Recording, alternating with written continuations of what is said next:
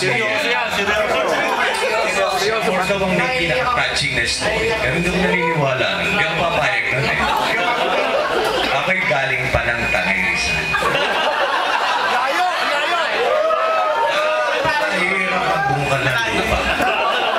Pero pinilit ko makarating dito sa isang dahilan na gusto ko ibalik kay Rhoda yung nose.